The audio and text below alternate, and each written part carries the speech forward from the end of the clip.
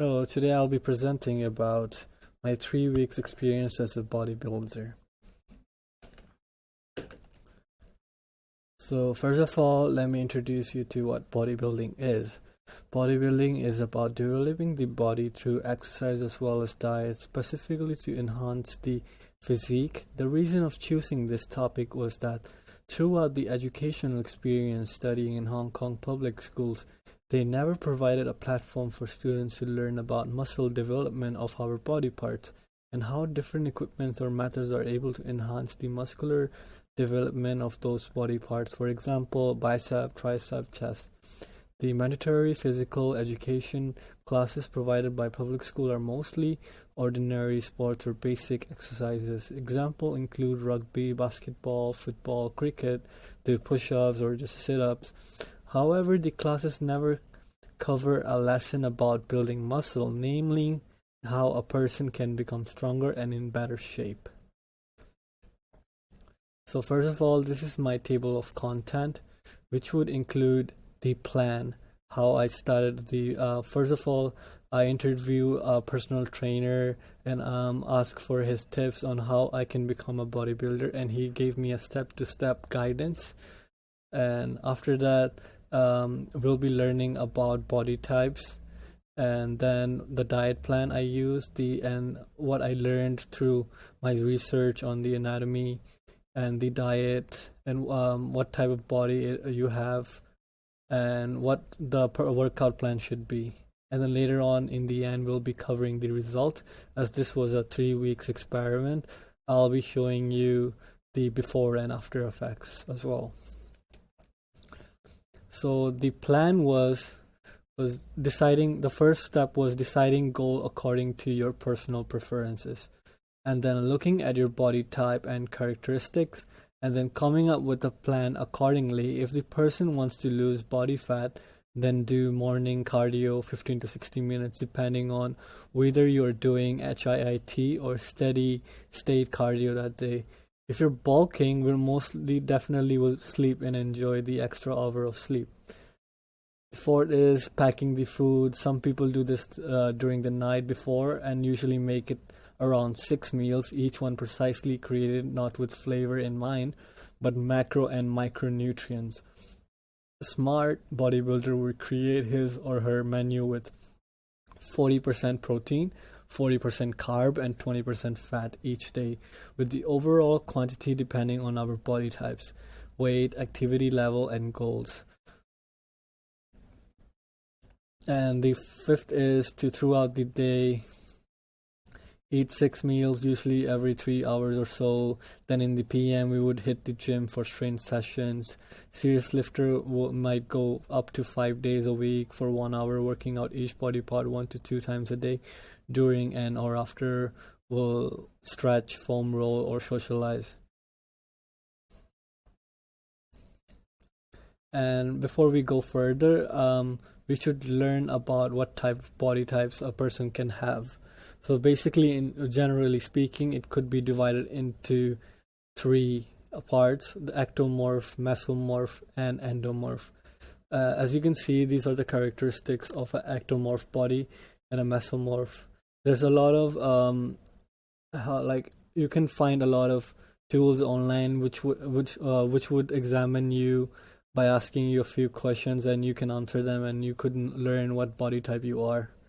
And I used one of them, which actually told me that my body type is 13% endomorph, 38% mesomorph, and 50% ectomorph. So basically, my workout routine and diet plan should be considering what ectomorph and mesomorph body needs, as that's what my body type mostly is.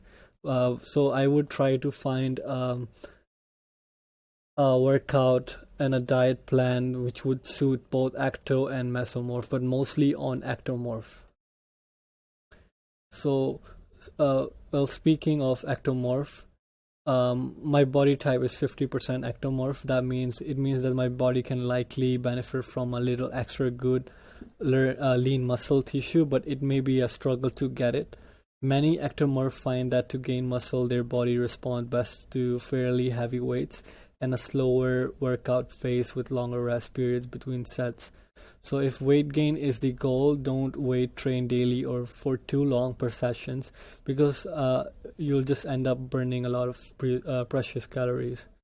And nutritionally, eating a diet in quality food, and be prepared to eat a lot if I want to gain muscle. So basically, I'll have to eat over 1000 calories a day over for maintenance or more, and hit the protein, not fear carbs, and never leave the table less than full when weight gain is the goal. And for mesomorph, as this is only 38%, then I'll mostly focus on ectomorph, but I'll also consider what a mesomorph body needs. And what it generally needs is to show that mesomorph shows that I have a naturally fit body, but to maintain, I need to adopt an exercise diet regimen that complements my build. And I can train more often for longer period of times, but train with a moderate to heavy weight, and I keep a moderate pace, making sure not to rest too long between sets. And if I train, eat, and well, I may find gaining muscle quality easily. And I just have to stick to a good healthy diet to stay lean and muscular. And what we're going to learn next is about the anatomy. So this is what I basically did after asking my trainer. He asked me to learn more about the muscle groups that we have and that we need to train. And studying anatomy actually taught me a lot of things. So first of all, studying anatomy is particularly important subject for personal trainers and fitness instructors. Actually, they're required to study muscles for anatomy to equip them with the right biological knowledge. Learning even the basic anatomy for strength training, for instance, can enhance the results. Let me give an example. Many amateurs do this in gym. They just go to gym and do exercise without any plan and end up targeting one specific muscle too much and not knowing about the other muscles that they could have trained as well. This causes them multiple disadvantages. First, their training becomes useless due to that specific muscle that they trained being overtrained and tired, resulting in no improvement and wasting their time not training a different group, ending up never getting the result they wanted. I learned the body anatomy to be able to make an excellent workout plan that would maximize my muscle growth, which I will show you later on after I show you what I learned about our muscles. So let's start with deltoid. So deltoids are actually our shoulders, and so the anterior shoulder is our front shoulder, medial deltoid being the middle one, which gives our shoulders a round shape, and a posterior deltoid being the back shoulder, which is connected to the back as well. Hence, it's most suitable to be trained with the back exercises, while front shoulder should be trained with chest, because a lot of exercises like inclined chest requires the help of your front shoulder. And for bicep, our arms has two main parts, which are the bicep and the tricep. Bicep has three muscle groups, which are bicep brachii, that has the short, long head, and then brachialis, that is the lower of long head, and the brachioidalis, that is the forearm bicep. To be able to maximize the bicep growth of all of these muscles, we should be able to train with different equipments that mostly focus on them instead of randomly finding exercises on the internet. The result of finding just random exercise through the internet, even if they're the most popular ones, that might result in you focusing on two particular muscles but not on the third one, like the brachialis. So we need to have a more sustainable plan which would target every muscle equally for a much better look for our muscles. And it's also better because if you just train one specific muscle, you're actually just tiring that muscle more and more and not getting any results. So the tricep has three muscle groups, which are the lateral, the medial, and the long head, which like I just mentioned, every equipment has to you should do training for all of these muscles rather than just focusing on one, which people might end up doing sometimes. And for our legs, so Our legs has four main muscles. So the legs have four muscles groups that can be trained, which are glutes, maximus, hamstring, calves, quads. I added both compound and isolate exercises to be able to maximize my leg growth, as most certainly they're my weakest point. And for back, there's actually total 7 muscles that we could focus on. Is the trapezius, the posterior deltoid, teres major, infraspinatus, latissimus dorsi, erector spinae, and rhomboids. To give the maximum growth, we need to work on a back routine which would focus all of these muscles rather than just one specific one. And for chest, we have total 3 type in chest. The first is the upper, and then the middle, and then the lower. And so the problem with my own chest is that it really is not that strong from the lower part. The lower head is not that strong. So I'll be trying to focus more on the lower chest rather than the middle or the upper one. And for my workout plan, I'll be having a 6 days workout plan. So after learning the anatomy, I was able to come up with a plan that would maximize my muscle growth for the coming 3 weeks. I divided all the body parts in a way that they would not affect my workout the next day. As you can see, I'll be training bicep, tricep, and the medial shoulder. And the next day, I wouldn't be training arms or my shoulder, but I would be training my lower body, which can focus on mostly on the legs and the lower back and abs. And for day 3, I'll be focusing on tricep, as I'll have a little bit of recovering time, but my main focus will be on chest, and then tricep and the front shoulder. And on the next day, the back, bicep, rear shoulder, and then I'll take a break. So I'll have a break in between training my next day, which would be bicep again, giving me a 6 days workout plan. So for my bicep, tricep, and medial shoulder, this is my plan. To be able to train all of my 3 type of bicep muscles, I'll be doing a sit concentrated curl, closed body hammer curl, incline dumbbell curl, and I'll be doing 3 sets each, and I'll be doing around 8 reps. For tricep, incline cable kickback, tricep pushdown, close grip bench press, around 3 sets between 6 to 8 reps. For medial shoulder, I'll be doing dumbbell lateral raise, 4 sets and 8 to 15 reps. For my lower body, as I mentioned, it's mostly conclude with compound exercises and isolate exercises that would be able to focus both on strength training and also on making sure that I completely isolate them as well. And I'll be having abs as well, tuck crunches, bicycle crunches, plank as well, 3 sets, 8 to 15 reps. For chest, tricep, and front shoulder, I'll be having a bench press to train my overall chest, and then incline to focus on the upper and the decline on the lower.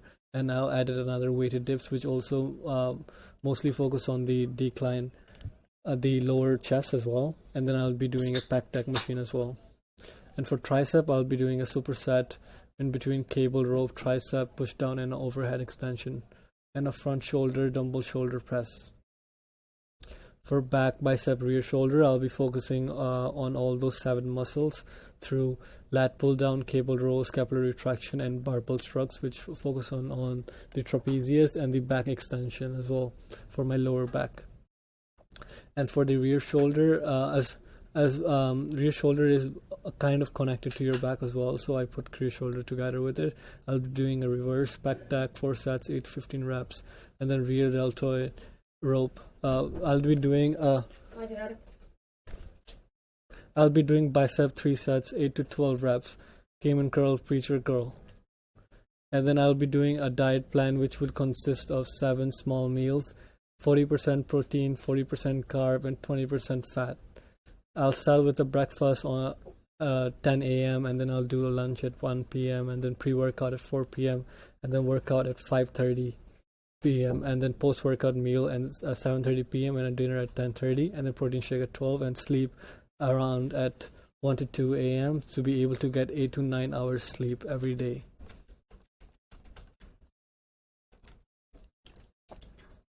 So the food that I'm going to avoid is alcohol can negatively affect your ability to build muscle and lose fat, especially if you consume it in excess. And added sugar, these offer plenty of calories, but few nutrients. Foods high in added sugars include candy, cookies, donuts, ice cream, and cake, and sugar-sweetened beverages such as soda and sport drinks.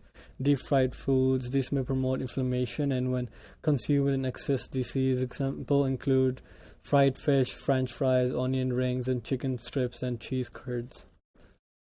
So the natural supplements that I would be taking is these 7, as it's really important to be able to provide our body with all the nutrients or help it can get when you're working out as well.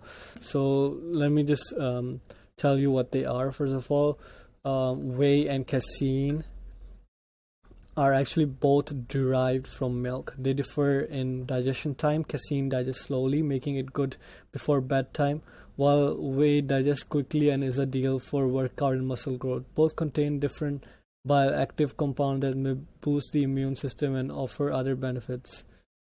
And then caffeine is really important as well, as to use as a supplement, because caffeine decreases the fatigue and allow us to work harder. It's found in pre-workout supplements, hence we added this pre-workout from MP Assault. And the other remaining 4s are creatine, omega-3, multivitamin, and probiotics.